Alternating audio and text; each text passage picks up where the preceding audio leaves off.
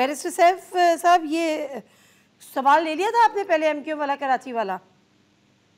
जी जी, मैंने सुन लिया था। वो असल में आपकी मेरी आवाज आपको नहीं आ रही थी। आई जी। Could hear you out but जी देखिए, जहां तक एमक्यूएम का और पीटीआई की सीटों का ताल्लुक है, मैं समझता हूं कि इस इलेक्शन में और इन हालात में मेरे ख्याल में ये कंपैरिजन हमें किसी नतीजे पे नहीं पहुंचने देगा। उसकी वजह ये है कि जो कुछ हो रहा है वो ग्राउंड पे तो नहीं हो रहा ना। देखें, वो तो आरओ ऑफिस में रिजल्ट मुरतब किए जा रहे हैं, तो जब आरओ ऑफिस में होते हैं उसमें फिर वोटर की मर्जी नहीं मैटर करती।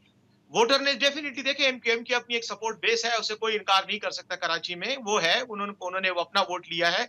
लेकिन पीटीआई का भी अपना एक सपोर्ट बेस है, और मैं ये समझता हूं कि पीटीआई ने वहां वोट लिए हैं। लेकिन हमारा क्लेम ये है कि हमारी कम से कम 18 सीटें जो हैं वो वहां से हमें हरवाई गई हैं, और अभी तक हमें रिजल्ट भी नहीं मिल रहा उनका। तो वी बिलीव के हम जा भी रहे हैं, हम मुजाहिरे भी कर रहे हैं, और हम आरओ ऑफिस में और अदालतों में भी जा रहे हैं।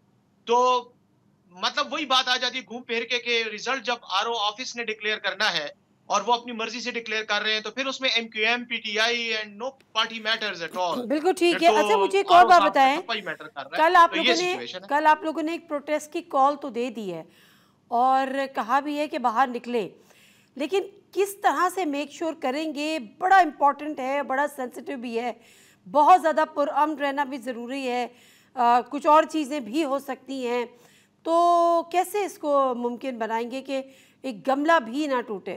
बहुत ज़रूरी है आपके लिए। जी नादिया, बिल्कुल ज़रूरी भी है, और हमारी पार्टी की तरफ से ये इंस्ट्रक्शंस हैं, बहुत सख्त हिदायत हैं कि लॉ एंड ऑर्डर की सिचुएशन नहीं पैदा करनी, किसी तरह की कानून को हाथ में नहीं लेना, तोड़-फोड़ नहीं करनी, और मुकम्मल तौर पर पुरअमन रहना है। चाहे दूसरी साइड से, यानी पुलिस की तरफ से, चाहे प्रोवोकेशन भी की जाए, चाहे तशद्दुद भी किया जाए, लेकिन जवाब में आपने रिएक्ट नहीं करना, क्योंकि पॉलिटिकली ये हमारे इंटरेस्ट में है कि हम पुरअमन रहें और हम अदालतों से और पुरअमन एजिटेशन के ज़रिए अपना हक हासिल करें।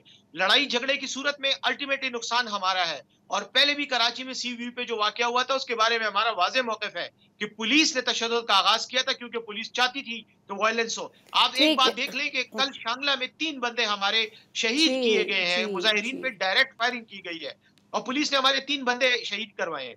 तो कहने का मकसद ये है कि ये वायलेंस उनकी तरफ से हो रही है, हमारी तरफ से मुकम्मल कोशिश होगी कि हम चलें, पुरअमन बिल्कुल करें, ठीक है, और बिल्कुल ठीक है। इंशाअल्लाह थैंक यू पुरअमन ही बैरिस्टर होगा। साहब।